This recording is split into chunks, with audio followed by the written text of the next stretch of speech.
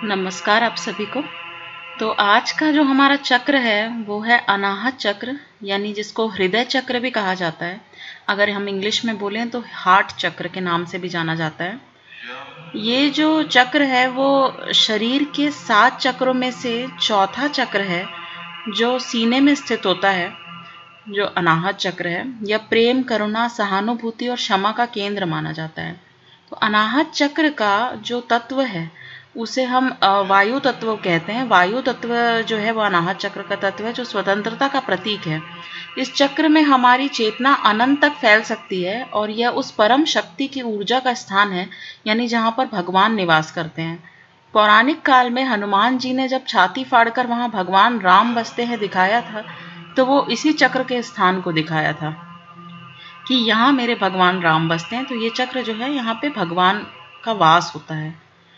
तो हम आगे जब बढ़ेंगे तो बात करते हैं कि क्या कभी आपने शून्य को अनुभव किया है।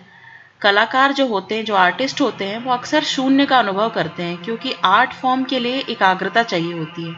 इसी एकाग्रता का स्थान भी जो है वो अनाहत चक्र है।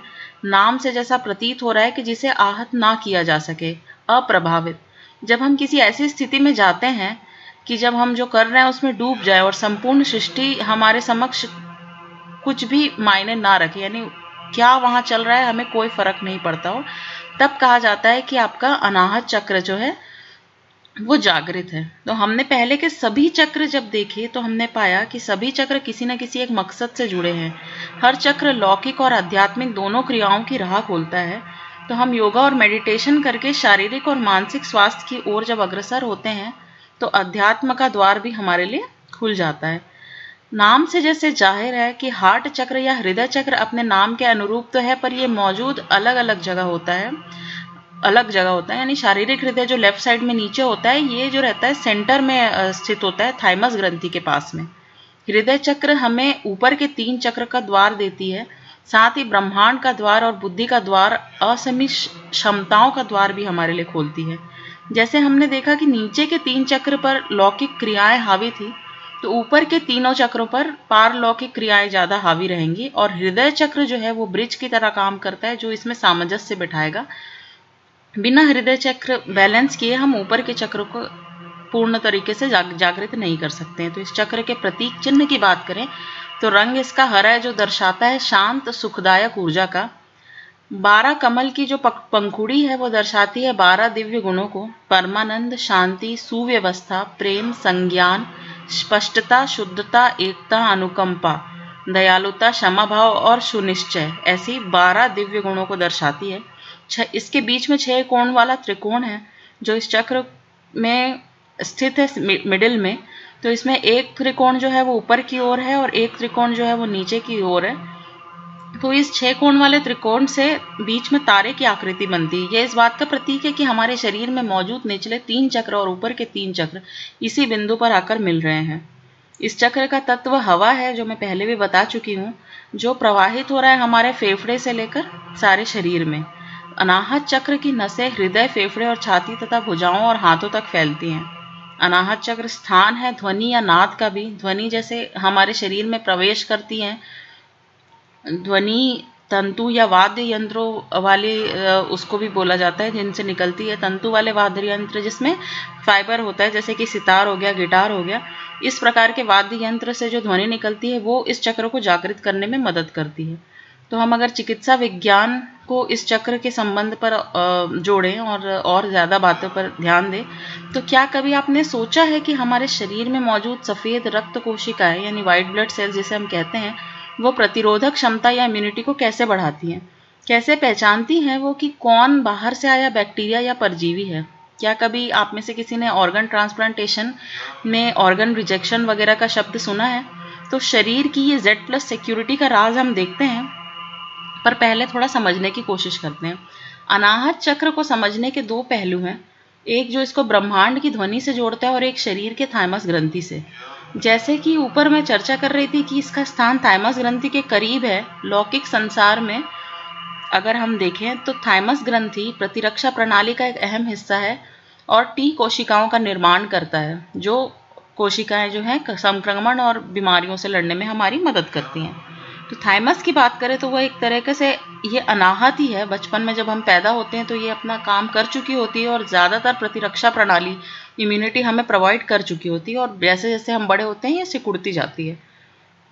थाइमस हमें अनाहत स्टेज तक प्रतिरोधक क्षमता प्रदान कर चुकी होती है, यानी ये हमें अनाहत बनने में मदद करती है। तो आजकल हम ऊपर जो सवाल है उससे जुड़े अब मैं बात करती हूँ कि आजकल हम जो ऑटो इम्यून डिसीजेस सुनते हैं, स्व प्रतिरक्षी रोग जिसे बोला जाता है, अगर एक दो नाम एग्जाम्पल्स के तौर पे मैं बताऊं तो रूमेटॉइड अर्थराइटिस हो गया, या मल्टीपल स्क्लेरोसिस, सोरियासिस, इस प्रकार की जो बीमारियां हैं जो हमारे शरीर की प्रतिरोधक प्रणाली की मिसफायरिंग की वजह से हो रही है, तो वो जो है वो इससे रिलेटेड है। थाइमस ग्रंथि जो है वो टी कोशिकाओं का निर्माण करती है और एक ट्रेनिंग ग्राउंड की तरह काम करती है, जो टी सेल्स को सिखाती है कि कैसे बैक्टीरिया को पहचानना है और कैसे हमारे शरीर के स्वस्थ जो टिश्यू हैं उसको नहीं छूना है।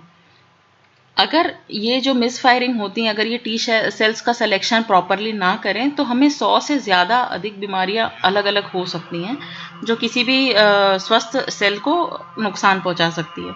इन्हीं बीमारियों के लिए मेडिकल साइंस में हमें स्टीरॉइड्स वगैरह दिया जाता है जो हमारे इम्यून सिस्टम को थोड़ा कम करे, ताकि वो हमारे खुद के हेल्दी सेल्स को ना मारे। और ऑर्गन ट्रांसप्लांटेशन में भी यही चीज़ें काम करती हैं कि उनको रिजेक्शन से बचाने के लिए स्टीरॉइड दिया जाता है।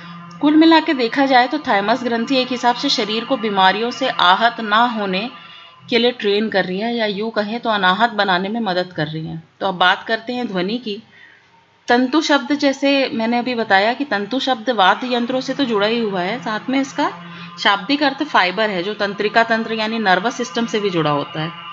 तंत्र विद्या का जो अध्ययन करने वाले थे उन्हें पहले तांत्रिक कहा जाता था, जिन्हें तंत्रिकाओं का ज्ञान हुआ करता था। कालांतर में हालांकि इन्हें जादू टूनों से जोड़ने लग गए हैं और मूवीज वगैरह की बदौलत, पर असल में उन्हें पता होता था कि तंत्रिका जो है वो कैसे जागृत की जाती है, कौन सी यौगिक क्रिया से या म्यूजिक से, या फिर इससे कौन से नर्व अफेक्ट होंगे ध्वनि से, और शरीर पे उसका क्या प्रभाव पड़ेगा।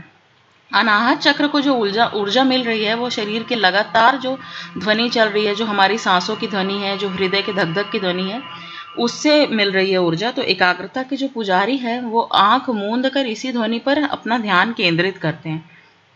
यहीं से हमारी जो यात्रा शुरू होती है, ब्रह्मांड की यात्रा शुरू होती है। हमें ध्यान केंद्रित करने के लिए जो कहा जाता है तो इसी ध्वनि पे ध्यान केंद्रित करने कहा जाता है। तो हम में से ऐसे बहुत कम लोग दिखाई देंगे कि जिनका दिमाग तो बहुत तेज है और भावनाओं में भी मधुरता है। यानी कि अगर आपका बेस कमज़ोर है, यानी मूल जो है वो आपका कमज़ोर है, अगर आप डाउन टू अर्थ नहीं है या आपका हृदय चक्र बैलेंस नहीं है, तो ये मधुरता जो है वो वाणी में नहीं आएगी। तो ऐसा बुद्धिमान व्यक्ति, यानी अगर आप बुद्धि प्राप्त कर भी चुके हैं लेकिन अगर आपकी वाणी में मधुरता नहीं है तो आप जो है अपयश ही पाएंगे, यानी कि आप जो है बैलेंस नहीं कहलाएंगे और अध्यात्म तक पहुंचने का मार्ग भी अधूरा रहेगा। तो इसी हृदय चक्र को बैलेंस करके हम वाणी में मधुरता लाते हैं। जो मैंने सबसे शुरू में ही कहा कि वाणी में मधुरता हो गई और भावनाएं हो गई, ये सब बैलेंस करने के लिए हृदय चक्र काम आता है।